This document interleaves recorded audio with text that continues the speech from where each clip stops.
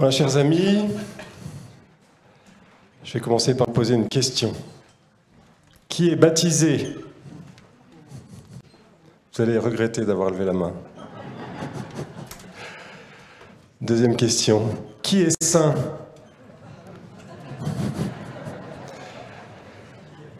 Pourquoi? Voir pourquoi je pose ces deux questions. C'est que Jean-Paul II, Saint Jean-Paul II, c'est l'un de mes héros, géant de la sainteté. Quel don saint! Quel don de l'Esprit Saint, ce grand pape. Tertio millennio adveniente, je ne sais plus exactement le latin, le document au basculement du deuxième au troisième millénaire. Il dit, il faut placer la pastorale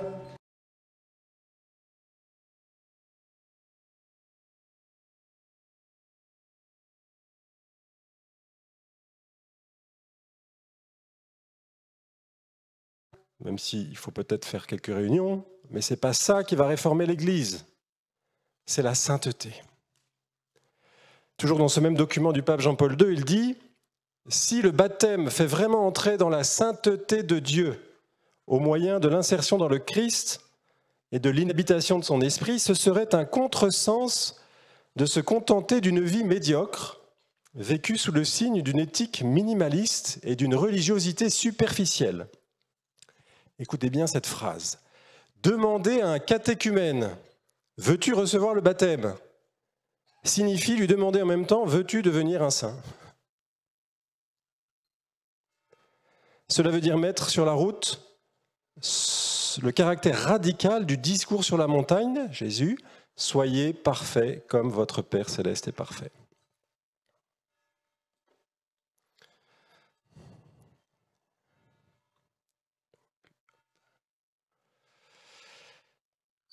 Alors, à la sortie d'une des sessions du Concile Vatican II, où on avait parlé de cet appel universel à la sainteté, pour tous les fidèles, pas simplement les prêtres, les religieux, les moines, etc. Tous, je vous rappelle, frères et sœurs, les laïcs ne sont pas des chrétiens au rabais. Tous, nous sommes appelés à être des saints. Et donc, c'était les débats du Concile, et puis ils avaient proposé ces textes de l'appel pour tous, rappeler cet appel du Christ pour tous. Et un journaliste avait entendu parler de ça, il s'approche d'un cardinal et dit « Éminence, qu'est-ce qu'un saint ?» Un saint, dit le cardinal, c'est un chrétien normal.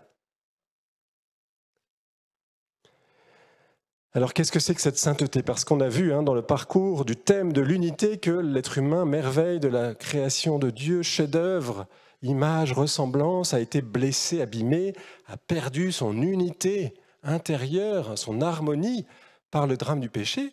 Et donc vous comprenez bien que la sainteté à laquelle nous sommes appelés, qui est notre identité, être saint comme Dieu est saint parce qu'on est à son image, eh bien ça va refaire l'unité complète. Plus on est saint, plus on est unifié.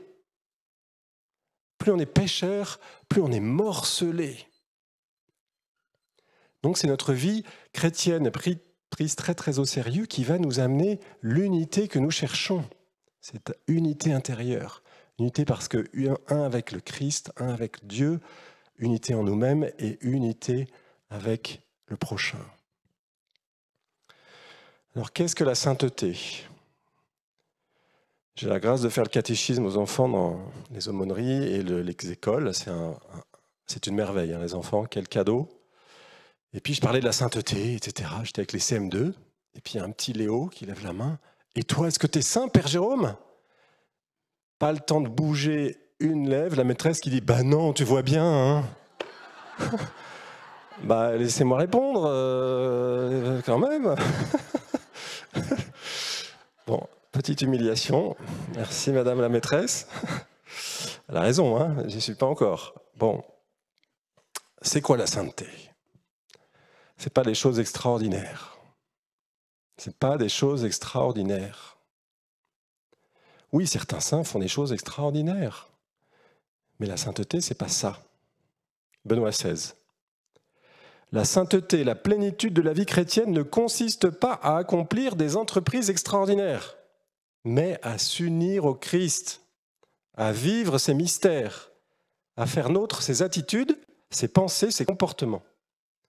La mesure de la sainteté est donnée par la stature que le Christ atteint en nous, par la mesure dans laquelle, avec la force de l'Esprit Saint, nous modelons toute notre vie sur la sienne. C'est être conforme à Jésus. Comme le dit saint Paul dans la lettre aux Romains. Car ceux que d'avance il avait discernés, il les a aussi prédestinés à reproduire l'image de son Fils. Reproduire l'image de son Fils. La sainteté, c'est d'être d'autres petits Jésus. C'est aussi simple que ça. Se laisser transformer par le Christ, s'unir au Christ, par les sacrements, par la prière. C'est ça la sainteté. Et le reste va découler. Le mettre dans notre vie de tous les jours, la vie conjugale, la vie familiale, la vie du travail. Mais il faut mettre les choses dans l'ordre. L'union au Christ. Plus on sera unis au Christ, plus on sera saint.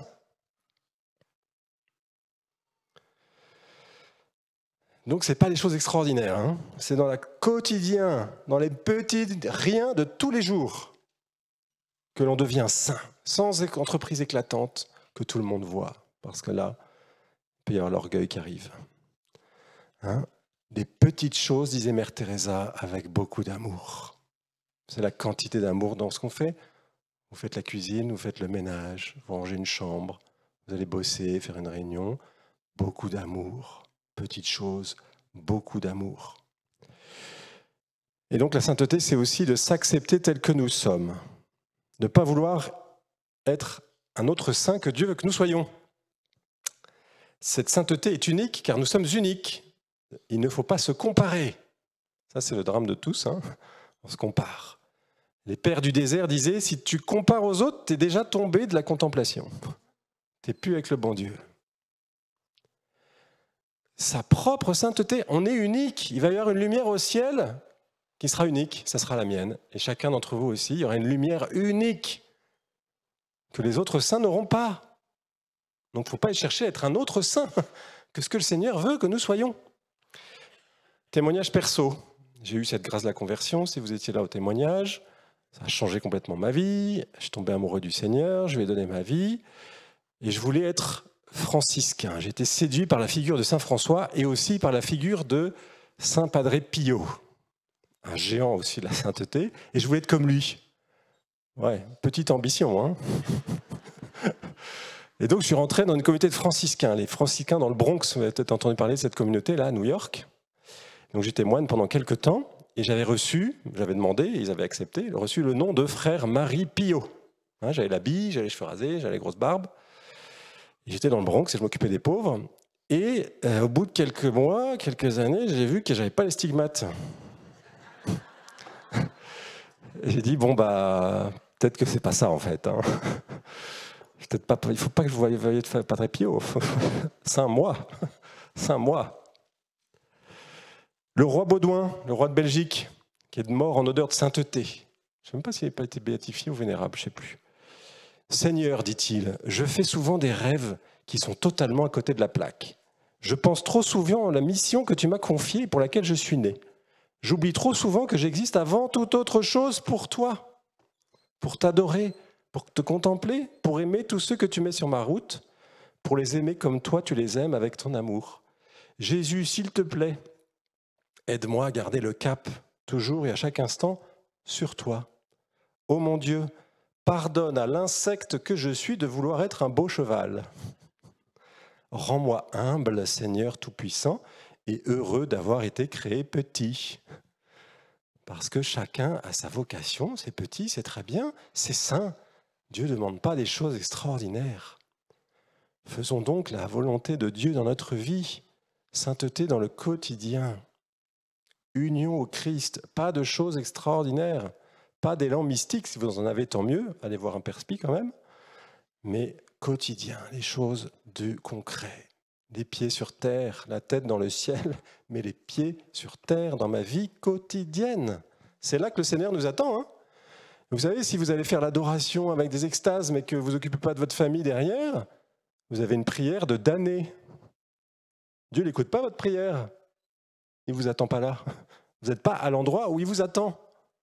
Et vous attend auprès de votre famille, c'est là que vous devez déployer votre service. Pas pour dire de ne pas aller à la messe, c'est pas aller à l'adoration, hein, il faut le faire, mais pas contre le devoir d'État. Le devoir d'État, le Seigneur nous attend là. Et donc, si je suis là, je suis avec le Seigneur. Si je suis ailleurs, Même si ça paraît très sain sur le papier, en fait, je ne suis pas avec le bon Dieu. Alors l'unité va se refaire petit à petit. Patience, chers amis, hein, la vie humaine, c'est un temps long. On est dans la culture de l'immédiat. Hein. Fabrice Adjadj, que j'ai eu la joie d'avoir comme prof de philo au séminaire, disait qu'on est dans une push-button society. Une société, on appuie sur un bouton. Amazon, je clique. Le lendemain, j'ai mon livre dans ma boîte aux lettres. Et on s'habitue un peu à cet instantané. Je suis compulsif, j'ai un désir, j'appuie, je veux ça tout de suite, je veux que ça vienne. Et bien ça se traduit aussi inconsciemment peut-être dans la vie spirituelle. J'ai fait une heure d'ado, il faut que je sois saint, quoi. Ben non. Hein. J'espère que je ne vais pas vous déprimer, mais un grand moine de l'abbaye de Céphon, le père Jérôme, c'est pas moi, hein, a dit « La propédeutique de la vie d'oraison, c'est 5000 heures. » Oh purée. Oh purée. La propé, hein, c'est l'intro, quoi. Oh purée. Non, partez pas. Hein, donc, il ne faut pas penser être saint en une heure d'ado, hein, ou en un an, un peu avec... voilà, non, long terme, temps long.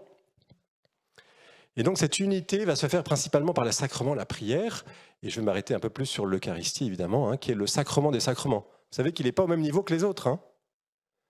Il y a la couronne des sacrements, on dit, hein, et puis il y a les 6, et le joyau au-dessus, le Saint-Sacrement, l'Eucharistie. Tous les autres sacrements sont orientés vers l'Eucharistie. Si je suis baptisé, c'est pour après aller manger le corps du Christ.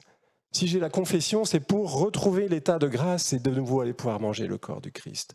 Si je reçois le sacrement de mariage, c'est pour sanctifier l'affectivité, la relation conjugale, la sexualité, pour qu'elle soit sainte et que je puisse aller communier.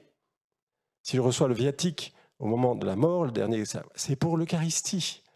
Le prêtre, c'est pour l'Eucharistie. J'existe pour l'Eucharistie. Vous voyez, tout est pour l'Eucharistie. Tous les autres sacrements sont pour l'Eucharistie. C'est le joyau de la couronne. Il est au-dessus des autres, parce que les autres donnent la grâce, alors que là, avec l'Eucharistie, on a l'auteur de la grâce lui-même qui est là. Le Verbe s'est fait chair, dit le catéchisme de l'Église catholique au 460, pour nous rendre participants de la nature divine. Voilà le projet de Dieu pour nous, participer de sa propre nature divine, car telle est la raison pour laquelle le Verbe s'est fait chair, le Fils de Dieu, Fils de l'homme. C'est pour que l'homme, en entrant en communion avec le Verbe, communion, l'Eucharistie, en recevant ainsi la filiation divine, devienne fils de Dieu. Car le Fils de Dieu, dit saint Athanase, s'est fait homme pour nous faire Dieu. Et saint Thomas d'Aquin, le Fils unique de Dieu, voulant que nous participions à sa divinité, assuma notre nature afin que lui, fait homme, fit les hommes Dieu. Voilà notre vocation, frères et sœurs, Dieu avec un D minuscule quand même. Hein, on reste une créature, mais on devient Dieu par participation à sa vie divine. Quelle élévation! Et vous avez bien compris, plus on sera eucharistique, plus on aura un amour du Seigneur eucharistique dans la communion, la messe, mais aussi en approfondissant tout ce mystère de la messe par l'adoration du Saint-Sacrement, le temps de prière prolongé pour tous. Hein. La prière, c'est pour tous. Prière longue, 1 heure, au moins 1 heure par semaine, les amis. Hein. Et voire même tous les jours, un petit temps d'oraison, de silence, de prière, de cœur à cœur avec le Seigneur. Ça va faire déployer la vie des sacrements. Sinon, on va rester un peu à la surface. Ça ne va pas prendre racine très profond en nous, ça ne va pas nous transformer autant que le Seigneur le voudrait. Vous savez que l'Eucharistie, pour les pères de l'Église, et donc c'est vrai, c'est la tradition de l'Église, l'Eucharistie, c'est la continuation, l'extension de l'incarnation. Jésus est toujours incarné sur terre. L'incarnation, le fait que Dieu se fasse homme et qu'il marche sur la terre, c'est pas fini. C'est là, toujours avec le Saint-Sacrement. Mode mystérieux, évidemment, mais Jésus est toujours là, on peut toujours aller le voir. Il est toujours sur la terre, dans toutes les églises du monde, dans tous les tabernacles. L'Eucharistie, c'est la continuation de l'incarnation. Et donc le Père Aymar rappelle que c'est par notre sainteté, par la sainteté seule, que Jésus peut régner en maître dans une âme. C'est là le règne de Dieu qu'il est venu établir sur la terre. Il est venu rendre les hommes que nous étions, de terrestres, charnels, vicieux, il est venu nous rendre spirituels, purs, chastes, bons, vertueux. En un mot, les recréer à son image et à sa ressemblance et les rendre des dignes enfants de Dieu, leur Père. Alors pour ramener tous ces hommes à la vertu, à la sainteté de Dieu, Jésus est venu à annoncer son évangile et a donné aux hommes l'exemple de toutes les vertus. Mais, dit saint Pierre Juin Aymar, ça n'a pas été suffisant. S'il n'y avait pas eu l'Eucharistie, on n'aurait pas pu imiter Jésus. Il serait dans le passé. Cela n'a pas suffi, dit Aymar. Le mal était trop invétéré, le vice trop enraciné. Il fallait la divine Eucharistie pour transformer l'homme en un homme nouveau, en un petit Jésus-Christ. Quelle merveille que ce trésor donné par Jésus de sa présence réelle, de l'Eucharistie. Et voilà donc, continue Aymar, saint Pierre Juin Aymar, c'est mon grand saint patron de la petite communauté, c'est le fondateur des Pères du Saint-Sacrement, un amoureux, un apôtre de l'Eucharistie, c'est pour moi le plus grand, pour parler, pour expliquer, pour montrer la beauté, la merveille du sacrement de l'Eucharistie. Voilà l'étonnant prodige de l'Eucharistie, dit-il, elle christianise l'homme en naturalisant en lui les plus nobles et les plus sublimes vertus. Ça va devenir naturel. Les plus hautes vertus, grâce à Jésus, grâce à l'Eucharistie, ça va devenir naturel. Parce qu'on va être transformé. Dans l'Eucharistie, le chrétien apprend à s'humilier à la vue des abaissements si profonds de Jésus, de ses anéantissements eucharistiques. En mangeant le Dieu de charité, il devient lui-même charitable, bon, généreux, martyr pour ses frères. Donc vous voyez la capacité de l'Eucharistie à nous transformer. Mais ce n'est pas automatique, frères et sœurs. Et malheureusement, si on s'approche alors qu'on n'est pas bien préparé, il ne va pas y avoir beaucoup de fruits. Voire même, il y a des moments où il ne faut pas s'approcher. Il faut d'abord aller se confesser. Si on a perdu l'état de grâce, péché grave, péché mortel, dit la tradition, on est mort spirituellement. Et c'est le drame. Et si on est mort spirituellement et qu'on meurt physiquement, vous savez ce qui se passe. Pas terrible, Bye bye le ciel. On ne prêche plus ça, l'état de grâce. Et c'est un drame. Alors Jésus ne veut pas ça, évidemment, il fera tout pour qu'on accueille sa miséricorde, son pardon. Son pardon est infini, mais il faut aller chercher. Et vous voyez, dans mon témoignage, pendant toutes ces années où j'ai fait n'importe quoi, j'allais quand même communier de temps en temps. Et il ne fallait pas. J'ai blessé le cœur de Jésus. C'est un péché grave de communier alors qu'on n'est pas purifié. Mais seulement les péchés graves. Voilà ce que dit saint Thomas d'Aquin. Comme la nourriture et les remèdes corporels ne servent de rien à ceux qui sont morts, et que l'on tiendrait pour insensé celui qui donnerait de la nourriture ou des remèdes à un homme mort, de même ce pain sacré servirait pour conserver ou augmenter la grâce à ceux qui sont faibles, c'est-à-dire à ceux qui sont sous les coups de la tentation de la faiblesse des péchés véniels, ou qui, après être ressuscités de la mort du péché mortel, sont encore faibles et sans force. Mais pour ceux qui sont sous le coup du péché mortel, donc morts, loin de leur être utile, il leur est plutôt nuisible. Ce pain sacré pris dans cet état, loin d'être considéré comme un remède, doit être plutôt considéré comme un malheur. Voilà la parole des saints. Tous les saints sont d'accord avec ça. J'ai pris saint Thomas d'Aquin, c'est le plus grand théologien. Saint Paul, celui qui ne discerne pas le corps du Christ, mange et boit sa propre. Ça c'est fort, Alors même ce péché est pardonnable, évidemment, la miséricorde est infinie. Mais rappelons-nous que c'est sérieux la communion, la Sainte Communion. Il faut se confesser régulièrement. Et puis si jamais il y a vraiment un jour un péché grave, on va se confesser d'abord, avant d'aller communier.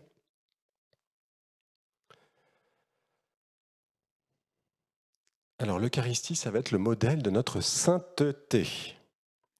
En s'approchant régulièrement de Jésus dans l'Eucharistie, la messe évidemment, et puis aussi un peu l'adoration, la prière personnelle, le silence devant le tabernacle ou devant le Saint-Sacrement exposé, eh bien petit à petit, on va vouloir imiter ce Jésus qui est là, avec toutes ses vertus. Toutes les vertus viennent de Dieu, dit le Père Aymar, toujours lui, et c'est de l'Eucharistie surtout que Jésus se plaît à les faire découler dans nos âmes, comme des flots de grâce. Donc c'est le canal privilégié. Bien sûr qu'il y a d'autres moyens. Le Seigneur utilise tout un tas de choses pour nous rejoindre, pour nous sanctifier, mais le canal principal, prioritaire, central, absolu de notre vie chrétienne, c'est l'Eucharistie. Saint Jean-Paul II, il a une parole extraordinaire au prêtre. Il dit « Le prêtre vaut ce que vaut sa vie eucharistique ». C'est encore plus vrai pour nous. Nous sommes les hommes de l'Eucharistie. Moi, j'existe pour ça. C'est ma raison d'être. C'est le but pour lequel Dieu m'a créé, pour l'Eucharistie. C'est ma raison d'être. J'existe pour lui, pour Jésus, dans l'Eucharistie. Et tout le reste, toute la prédication, l'enseignement, les sacrements, c'est pour vous amener à l'Eucharistie, que vous puissiez devenir des saints, transformés par la puissance de l'Eucharistie. Donc c'est par l'Eucharistie, et seulement par l'Eucharistie, avec tout le reste qui va déborder, la prière du chapelet, toute notre vie spirituelle, la vie de la grâce qui va grandir. Vous savez que Saint Maximilien Kolbe disait qu'une seule communion peut nous faire saints. Parce qu'on a la sainteté parfaite là. Pourquoi on ne l'est pas alors ? C'est qu'en nous, il y a des obstacles. Même si ce n'est pas, je l'espère, des péchés mortels, il y a des petits attachements, des refus de conversion, des refus de pardon, des tiédeurs, vous voyez, tout ça, on a un petit boulot à faire, de préparer, d'élaguer, de débroussailler. On a un petit boulot à faire pour que la grâce du sacrement puisse se déployer pleinement. Donc ces exemples de Jésus, il faut les voir, y être attentif, les étudier et s'en pénétrer. Et où puiser un plus grand amour de l'humilité qu'au pied de Jésus dans l'hostie. L'humilité de Jésus. Dieu infini, majestueux, glorieux, il se fait humble, tout petit, à la merci des hommes. Où trouver de plus beaux exemples de silence ? C'est vrai qu'il ne parle pas beaucoup, Jésus, dans le Saint-Sacrement, en tout cas extérieurement. Mais quand on le découvre vraiment présent, quand on va à l'adoration, je peux vous dire qu'il commence à vous faire comprendre des choses à l'intérieur. Des exemples de silence, donc de patience, de douceur. Eh bien, au très saint sacrement, notre Seigneur ne pratique plus extérieurement toutes ces vertus. Sa sagesse ne proclame plus les sentences divines. Vous voyez, il y a 2000 ans, il prêchait. Là, c'est plus extérieur, on n'entend plus, mais ça va le faire à l'intérieur. Il y a toujours cette vertu, mais elle est cachée, elle est intérieure. Alors, je vais prendre 3 grandes vertus qu'on va méditer ensemble. Pourquoi ? Il y en a plein d'autres, j'en ai pris 3. À votre avis, lesquelles ?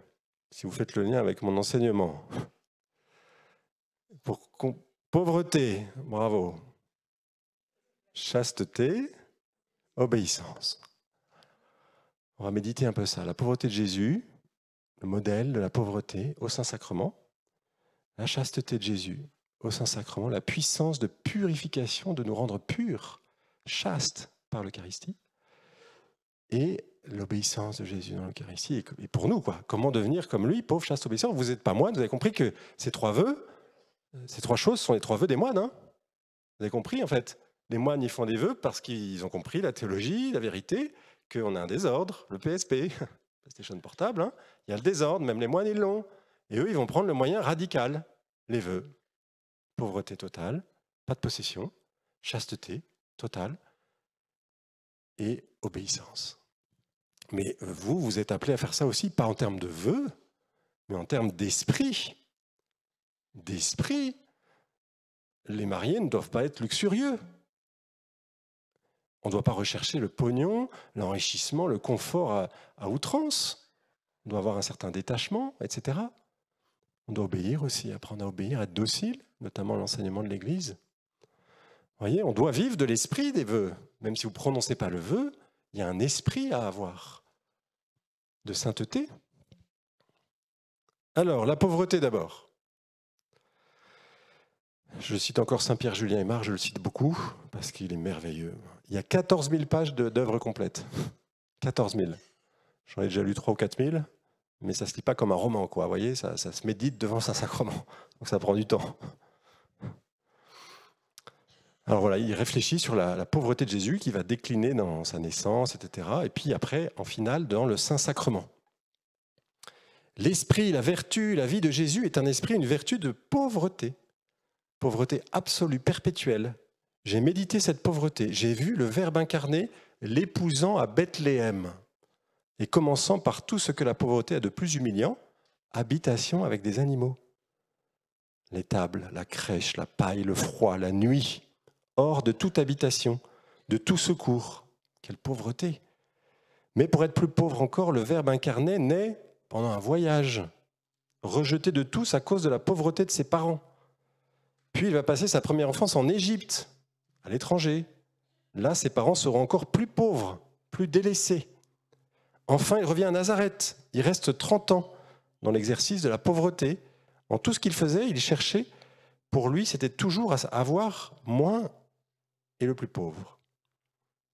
Dans sa vie évangélique, Jésus garde son même vêtement d'ouvrier, ses mêmes habitudes de vie, priant à genoux par terre, vivant de pain d'orge, souvent recevant l'aumône, l'invitation hospitalière que la loi avait inspirée, voyageant comme les pauvres, ayant faim, ayant soif. Sa pauvreté le rendait méprisable aux grands et aux scribes, ne voulant que des disciples pauvres comme lui, leur ordonnant de n'avoir ni deux tuniques, ni de provisions, ni d'argent, ni un bâton de défense, rien. Et enfin, mourant, abandonné, dépouillé même de ses vêtements, enterré dans un sépulcre de charité. Mais ce n'est pas fini, parce que même il y a la pauvreté qui continue au Saint-Sacrement. Enfin, au Saint-Sacrement, portant l'état de pauvreté jusqu'à voiler la gloire de sa divinité, toute sa sainte humanité, à se dépouiller de toute liberté extérieure, de toute défense. On peut l'attaquer, Jésus, on ne peut pas se défendre, on peut lui faire du mal. Il ne se défend pas.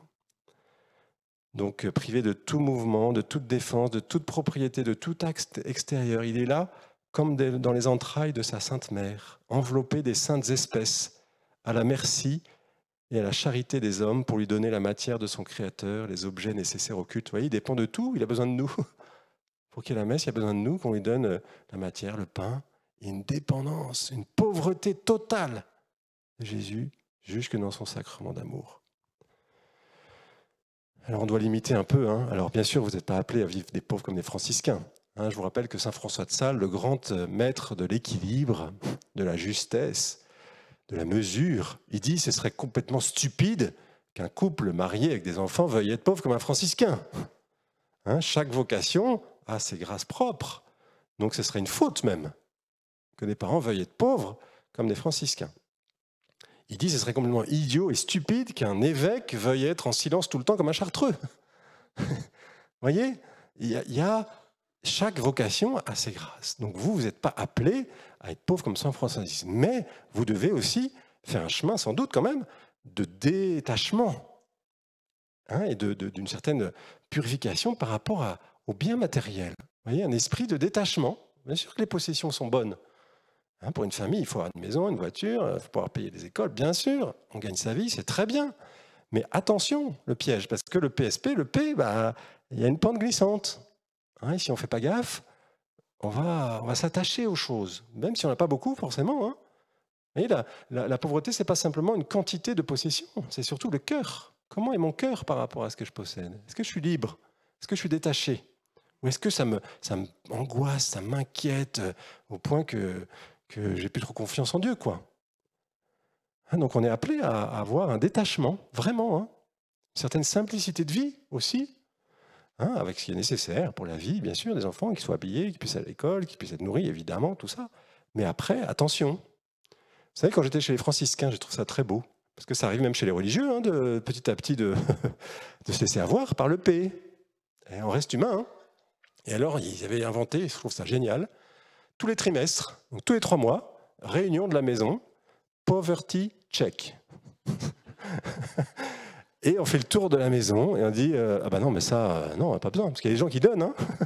Ah non, ça, et tous les 3 mois, quelques cartons, et on redonne. Vous voyez, trop bien, parce qu'ils savent, ils sont humbles, ils savent très bien qu'ils sont hommes et que l'accumulation, ça peut arriver même chez les franciscains. Alors, pourtant, ils étaient assez radicaux.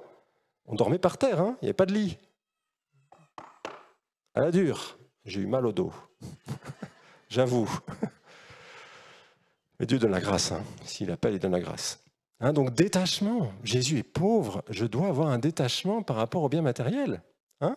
Légitimité de la propriété, d'avoir une décence de vie, évidemment. Hein. Mais mon cœur, détaché, libre. Si le Seigneur nous appelle à ça, ce n'est pas pour nous enquiquiner et nous priver. C'est que les biens matériels, petit à petit, quand on les accumule et qu'ils prennent notre cœur, ça pourrit la vie. Ça pourrit la vie. Hein, donc voilà, première vertu à méditer près de Jésus au Saint-Sacrement, la pauvreté. On est appelé, hein, tous les catholiques, à une certaine simplicité. Et en tout cas, un détachement intérieur. Deuxième point, ça sera le plus développé, chers amis, la chasteté. Parce que je vous rappelle, frères et sœurs, que vous aussi, vous ne faites pas de vœu de chasteté, mais vous êtes appelés à être chaste dans la conjugalité ou dans votre état de célibat, si vous êtes célibataire. Hein, la chasteté conjugale. C'est quoi? C'est la continence périodique. Je vais un peu approfondir le thème. Il y a une chasteté, il y a un combat contre la luxure pour le couple, pour que les unions soient pures, chastes, à l'image du corps sacré de Jésus, de l'Eucharistie qui se donne. La chasteté conjugale, c'est le don de soi. Tout, sans retenue. Ce n'est pas l'utilisation de l'autre. Hein, et on a un cœur qui est malade. Si on est honnête, on est tous avec cette pente savonneuse de PSP. Et le S, il est savonneux aussi pour le couple. Hein, la luxure ne disparaît pas de notre cœur, la tentation, le jour du sacrement de mariage. Hein, et le prêtre ne devient pas saint par l'ordination, malheureusement. Malheureusement. Le lendemain de mon ordination, ma maman est venue dans ma chambre et elle a dit « Mon fils, tu es sûr d'avoir reçu le sacrement de l'ordre ?» C'était le foutoir. Eh oui, c'est pas sain d'un coup. Et ben c'est pareil pour vous, chers amis. Hein. Votre union conjugale, elle est forcément de temps en temps à purifier. Il y a un combat pour la communion véritable que le Seigneur attend de vous, pour la sainteté du couple. Et ça commence dans le lit conjugal. La sainteté, c'est là que ça se joue d'abord. Et après, ça va rayonner sur tout le reste. Alors la puissance de l'Eucharistie, vous voyez, quand vous approchez du corps du Christ chaste, il n'y a pas plus chaste que Jésus. Une pureté, mais on n'a pas idée.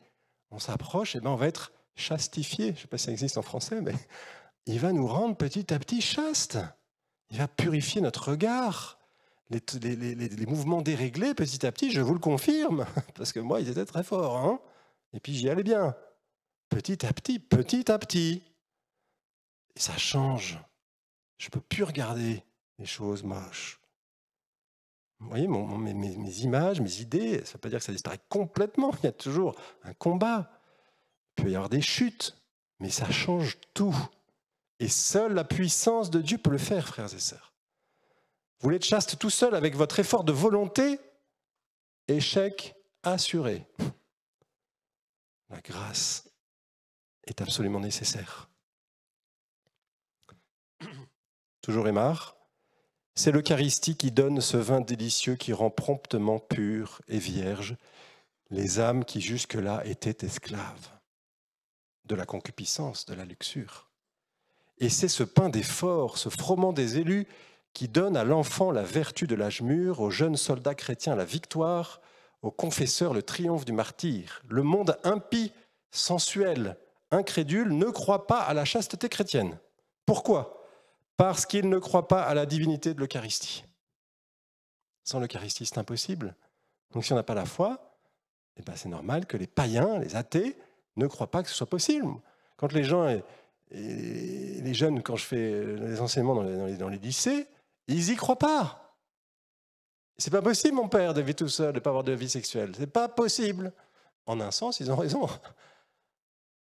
Et donc la chasteté, toutes sortes de chasteté, la mienne, mais la vôtre aussi, conjugale, impossible sans la grâce.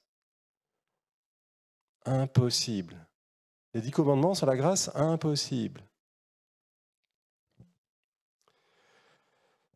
Le monde impie, donc, le monde païen, n'a pas bu à ce calice céleste qui fait germer la virginité, la pureté. Il ne croit pas à la grâce, au pardon généreux de Jésus, parce qu'il n'a pas reçu le Dieu de charité dans la communion.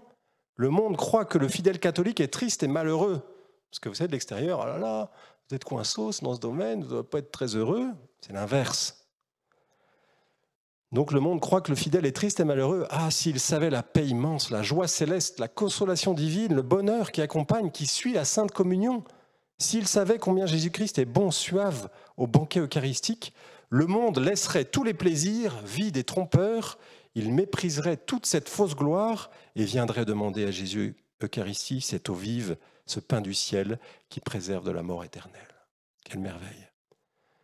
Jésus va purifier mon cœur par la Sainte Eucharistie et la confession. Les deux vont toujours ensemble, chers amis. Je me confesse toutes les semaines. Vous êtes invités à vous confesser, pas une fois par an. C'est le minimum vital dans le droit canon. Mais on vous encourage tous les mois, et voire plus s'il y a besoin. S'il y a une faute grave, même si c'était une semaine que vous êtes confessé, paf, on va se confesser d'abord avant d'aller communier. Vous savez que le texte de Paul VI, Humanae Vitae, sur cette chasteté conjugale, eh bien, il parle du service de la vie affective et sexuelle du couple, comme d'un ministère. Comme le ministère sacerdotal. Moi, j'ai un ministère, munus en latin, munera au pluriel, moi j'en ai 3, enseigner, sanctifier et gouverner. Eh bien, vous, les couples mariés, votre munus, c'est le même mot que ministère sacerdotal. Le munus, pour vous, c'est quoi? Le service de la vie affective, sexuelle, la famille, le service de la vie. C'est un ministère. Dieu vous confie un ministère. Comme le prêtre, il a un ministère. C'est quelque chose de sacré. C'est une mission qui vient d'en haut. C'est merveilleux. Et donc, il va donner la grâce. Quand Dieu donne une mission, il donne la grâce. Encore faut-il aller la chercher, à recevoir. Mère Teresa disait, pas de sainteté sans chasteté. Impossible d'être saint si on n'est pas chaste. La luxure est profondément destructrice, je l'ai expérimenté. Ça détruit notre être. Alors messieurs, je vais vous challenger un peu. Il y en a qui regrettent d'être venus là. Rassurez-vous mesdames, vous allez en prendre pour votre grade aussi un peu, mais un peu moins. C'est Jean-Paul II, voilà, c'est mon héros, surtout dans ce domaine, il est extraordinaire. C'est, avec ce qui se passe dans le monde, la révolution sexuelle, le Seigneur a préparé un instrument incroyable. La théologie du corps, vous savez qu'il a écrit la théologie du corps, c'est merveilleux. Alors c'est dur d'accès, ça n'a pas encore touché assez de monde, c'est dur. Moi j'essaye, mais je vois qu'il y a de la résistance, c'est un combat, c'est dur, mais c'est prodigieusement beau et ça va profondément renouveler les couples, les familles. Mais on n'y est pas encore, on est au balbutiement. Il y a du combat de la résistance. Il raconte, Jean-Paul II, qu'il a écrit ça. Et c'est un pavé, c'est énorme, c'est une profondeur abyssale. Il dit, moi j'ai écrit ça pour défendre Humanae Vitae. Pour défendre Humanae Vitae. Le texte de Paul VI que personne n'a reçu dans l'Église. Personne. Si, tout petit troupeau, tout petit reste du troupeau, évidemment, toujours. Et Jean-Paul II en tête, qui s'est fait critiquer pour la défense de la vie, mais c'est lié à Humanae Vitae, pas croire. Voilà ce qu'il dit pour la communion conjugale, qui passe par l'union charnelle. Il dit, dès l'origine, l'homme masculin aurait dû être le gardien de la réciprocité du don et de son équilibre authentique.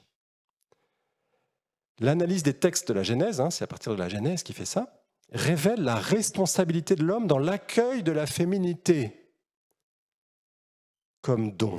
La femme veut se donner, l'homme doit l'accueillir, il ne doit pas la prendre. Accueillir la femme comme don. Et en l'accueillant comme don, la transformation de tout cela en un échange mutuel bilatéral. Bien que le maintien de l'équilibre du don, parce que chacun est appelé à se donner, l'homme se donne, la femme se donne, bien que le maintien de l'équilibre du don soit confié aux deux, évidemment, il dit quand même, Jean-Paul II, c'est surtout à l'homme qu'incombe une responsabilité particulière. Comme s'il dépendait beaucoup plus de lui que l'équilibre soit maintenu ou rompu. et même s'il a été déjà rompu, qu'il soit éventuellement rétabli. Premier de cordée, initiative. L'homme, c'est ça, c'est son rôle. Initiative, leader. J'emmène, je suis le pasteur, je guide. Et donc j'ai aussi une initiative dans la communion conjugale. Les deux, bien sûr, mais ça penche un peu du côté de l'homme quand même. Jean-Paul II qui dit ça. Et donc après, il dit, c'est pourquoi tout homme masculin doit considérer en lui-même si celle qui lui est confiée comme une sœur dans la même humanité n'est pas devenue dans son cœur un objet d'adultère. Sa propre femme. Jean-Paul II va dire qu'on peut faire un adultère avec sa propre femme quand on la traite comme un objet. Donc, comme une sœur dans la même humanité, son épouse n'est pas devenue dans son cœur un objet d'adultère, n'est pas devenue pour lui un objet de jouissance, un objet d'exploitation. Il doit vérifier ça dans son cœur. Et pas ça peut arriver, frères et sœurs. Alors j'ai dit, mesdames, ne vous emballez pas, parce qu'il y en a qui se disent, vivement ce soir que je puisse y dire 2-3 trucs peut-être. Voilà ce qu'il dit Jean-Paul II. Si cet élan, ce désordre un peu, vous voyez, de la concupiscence, de la luxure, prévaut peut-être de la part de l'homme, les convoitises qui portent les femmes vers lui peuvent assumer un caractère analogue. Et peut-être parfois devancent-ils le désir déréglé de l'homme, ou même tendent à le susciter et à lui donner une impulsion. Ouh là là, c'est tellement vrai ce qu'il dit. Alors comment savoir, frères et sœurs, si j'utilise l'autre? Comment savoir si je suis dans le don, comme Dieu le veut, authentique, qui sert la communion, ou est-ce que je suis tombé dans le S? Comment savoir? Là, je vais mettre les pieds dans le plat. D'abord un pied et ensuite un deuxième. Partez pas. Premier pied dans le plat, j'utilise l'autre, je cesse d'avoir un acte d'amour, de communion, quand je suis dans la contraception. Saint Jean-Paul II va très loin, il dit que ça cesse d'être un acte d'amour. Ce n'est plus de l'amour. C'est un acte de luxure. Alors rassurez-vous, à tout péché, miséricorde, le Seigneur sait la faiblesse de nos cœurs. Il est venu pour sauver, guérir. Mais ce n'est plus de l'amour. On se blesse, on s'utilise l'un l'autre. C'est une falsification du langage du corps, dit Jean-Paul II. Dans Familiaris Consortio, numéro 11, si ma mémoire est bonne, lorsque les époux, en recourant à la contraception, séparent ces deux significations, union et procréation, que Dieu créateur a inscrites dans l'être humain, de l'homme et de la femme, comme dans le dynamisme de leur communion sexuelle, ils se comportent en arbitre du dessein de Dieu. Ils manipulent et avilissent la sexualité humaine, et avec elle leur propre personne et celle du conjoint, en altérant la valeur de leur donation totale. Ce n'est plus le don. Et aimer, c'est tout donner, disait la petite Thérèse. Aimer, c'est se donner. Ainsi, au langage qui exprime la donation réciproque, que devrait être l'acte authentiquement charitable selon Dieu, la contraception oppose un langage contradictoire, selon lequel il ne s'agit plus de se donner totalement à l'autre. Il en découle non seulement le refus de l'ouverture à la vie, mais aussi une falsification de la vérité intérieure de l'amour conjugal, appelé à être un don.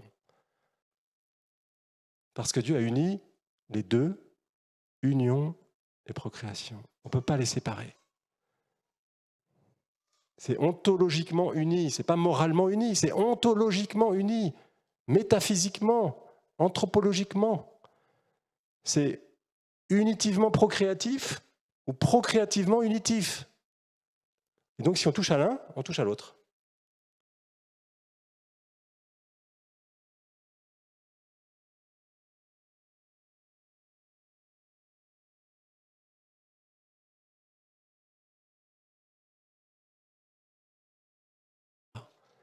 Image analogue pour faire comprendre, quelqu'un vient vous faire un gros hug et manifester de la sympathie, de l'amitié, et en fait, par derrière, il va vous piquer votre portefeuille.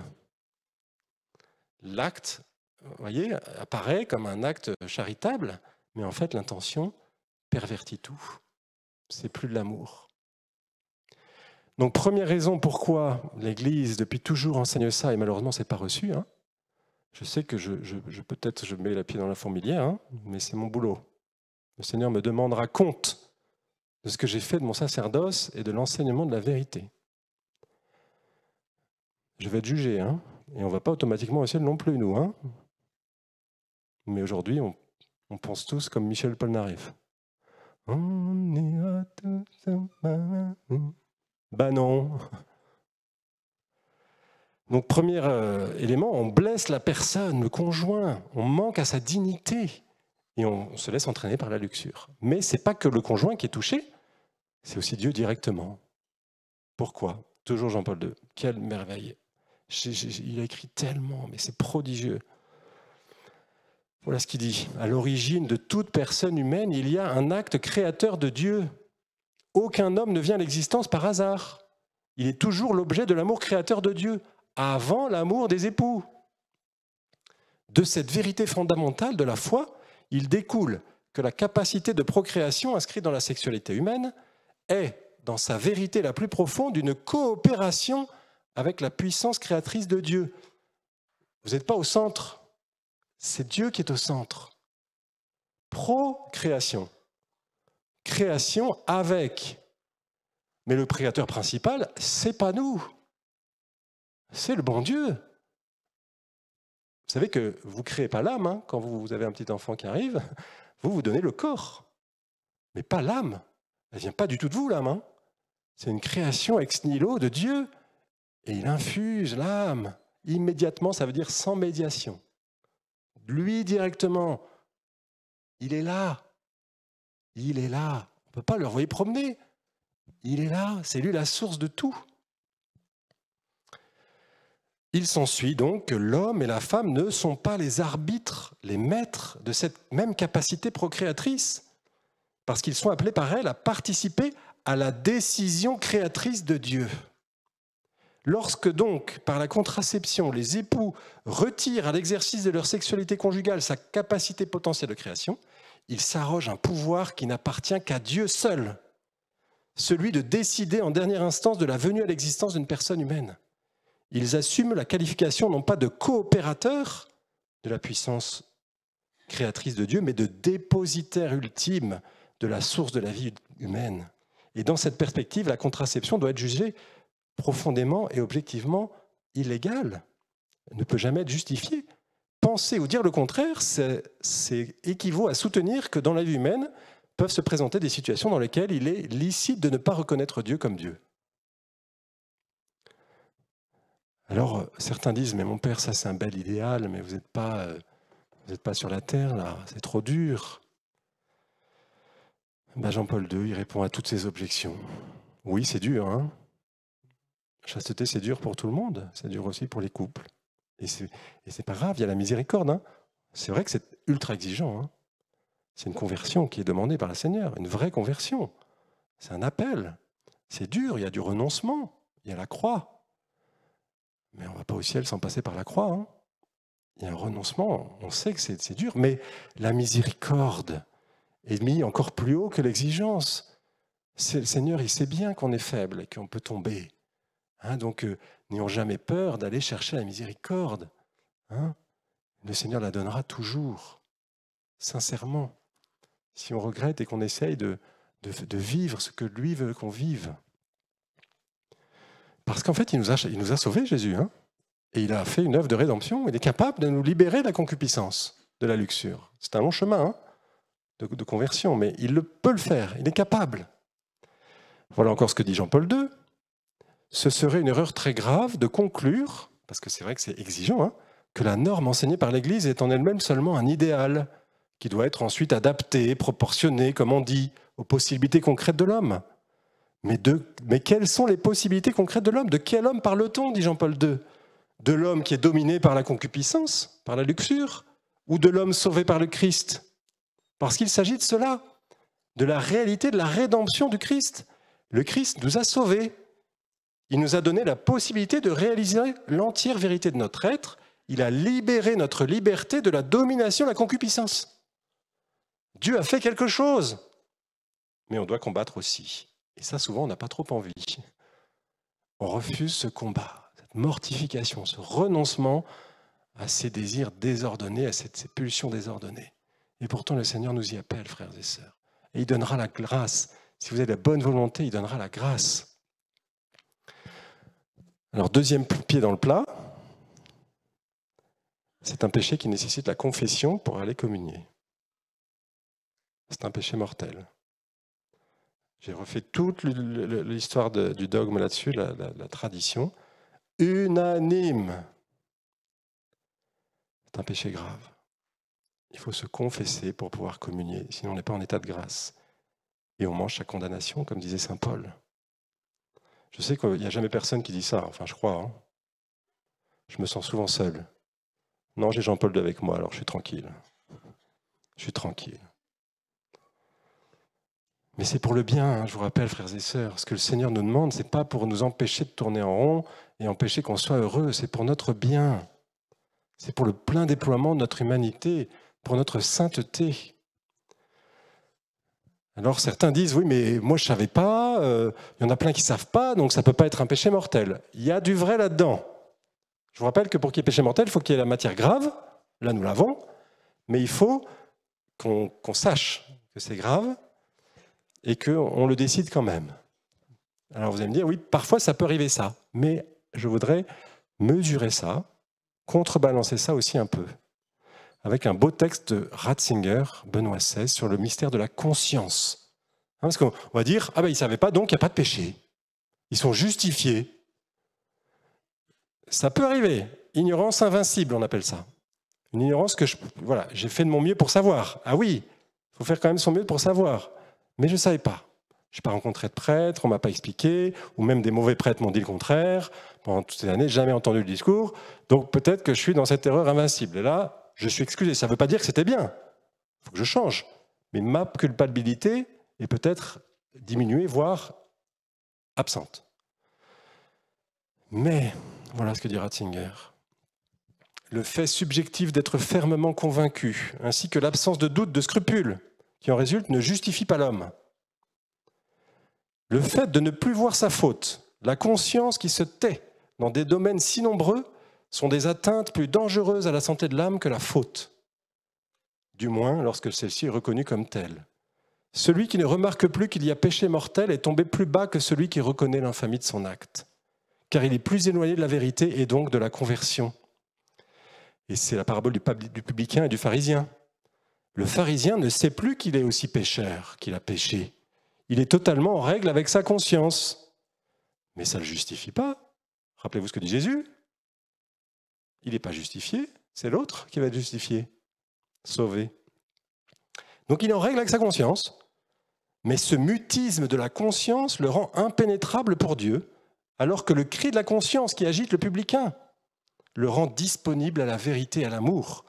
Ainsi, Jésus peut agir chez les pécheurs parce qu'ils ne sont pas dissimulés derrière le paravent de leur conscience faussée, mais sont disponibles pour la conversion que Dieu attend d'eux. Et c'est pourquoi chez les justes, ceux qui se disent justes, ceux qui se justifient, Jésus ne peut pas agir, car ils n'ont pas le désir d'être pardonnés ou de se convertir. Leur conscience ne les accuse plus, mais au contraire les justifie. Et Ratzinger rappelle, donc c'est un très beau texte pour ceux qui veulent creuser, c'est une merveille de texte, ça s'appelle Conscience et vérité, c'est gratuit sur Internet. Conscience et vérité, c'est le mystère de la conscience, parce qu'on dit tout un tas de choses sur la conscience qui sont fausses. Voilà ce qu'il dit dans un autre passage de ce même article, Conscience et vérité. L'homme peut voir la vérité de Dieu en raison de sa qualité de créature. Ne pas le voir peut être une faute. Elle n'est pas vue car elle n'est pas voulue. Ce refus de la volonté qui fait obstacle à la reconnaissance est une faute. Si la lampe témoin ne s'allume pas, c'est que vraisemblablement nous refusons d'apercevoir ce que nous n'aimons pas voir. Ça calme, hein? Et pourtant, c'est la lumière des saints pour nous éclairer, pour nous en libérer. Ce n'est pas pour condamner, ce n'est pas pour accuser, c'est précisément pour libérer du péché et pour que la sainteté puisse se déployer. Alors il y a des fruits incroyables. Si on suit cet enseignement exigeant avec la grâce et la miséricorde, il y a des fruits incroyables. Avec vos enfants, vous verrez, vous aurez beaucoup plus d'influence. C'est ce que dit encore Jean-Paul II. Cette maîtrise de soi, cette autodiscipline apporte à la vie de famille des fruits abondants de tranquillité et de paix. Vous voulez la paix dans le couple, dans le foyer? Soyez chaste. Il aide à résoudre les difficultés d'autres types. Il favorise chez le mari et la femme la prévenance, la considération aimante l'un pour l'autre. Elle les aide à repousser l'amour-propre excessif, qui est le contraire de la charité. Elle éveille en eux la conscience de leur responsabilité. Et enfin, écoutez bien, Saint Jean-Paul II, chasteté conjugale, elle confère aux parents une influence plus profonde et plus efficace dans l'éducation de leurs enfants. Ben oui, parce que si on est saint, eh ben ça rejaillit sur les autres. Alors il faut prendre ce chemin, frères et sœurs. C'est un appel à la conversion du Seigneur. Même si on tombe, je sais qu'on tombe, rassurez-vous, on tombe, il y a la miséricorde. Il y a la miséricorde. Mais il faut prendre le chemin, parce que sinon on n'arrivera pas au ciel. Saint Thomas d'Aquin, marche donc sur le chemin, car il vaut mieux boiter sur le chemin, tomber de temps en temps, que de marcher à grands pas en dehors du chemin. Car celui qui boite sur le chemin, qui tombe sur le chemin, même s'il n'avance pas très vite, se rapproche du terme. Mais celui qui marche en dehors du chemin, plus il court, plus il s'éloigne du terme. Alors n'ayons pas peur de notre pauvreté, approchons-nous de Jésus, Eucharistie, de Jésus miséricordieux. Et je termine avec la troisième vertu, l'obéissance, qui va faire le lien avec cette deuxième. Jésus est obéissant de manière incroyable dans l'Eucharistie. Il a d'abord obéi à son Père dans sa vie terrestre, parfaite obéissance, parfaite. Et donc l'obéissance, dit Aymar, est la vertu divine qui produit et féconde toutes les autres vertus. Elle est étonnante, cette obéissance de Jésus eucharistique. Il obéit spontanément et absolument à tout prêtre qui l'appelle sous les saintes espèces. Vous voyez, Jésus, il m'obéit. Je dis la messe, il m'obéit, il vient. Toujours. Même si je suis en état de péché mortel. Jamais été dans célébrant la messe, je vous rassure. Que Dieu m'en préserve. Mais il y a des prêtres qui célèbrent la messe, ils ne devraient pas. Ils devraient se confesser d'abord. Même quand le prêtre est mort spirituellement, Jésus vient. Dans les mains sales, du coup, d'une certaine manière, cœur sale du prêtre. Il vient, il obéit. Il va obéir jusqu'à ses ennemis, à se livrer entre leurs mains. Oui, il y a des gens qui veulent faire du mal à l'Eucharistie, qui en font, n'ayant d'autre vengeance que sa patience, sa douceur et sa bonté. Quelle obéissance! Alors, frères et sœurs, nous, l'obéissance. L'obéissance justement à l'Église, à son enseignement, à la vérité. Je rappelle qu'elle est infaillible en matière de foi et de mœurs. Infaillible, parce qu'elle est assistée de l'Esprit Saint, pour nous conduire tous au ciel, qui est l'achèvement parfait de la sainteté qui commence ici-bas. Amen.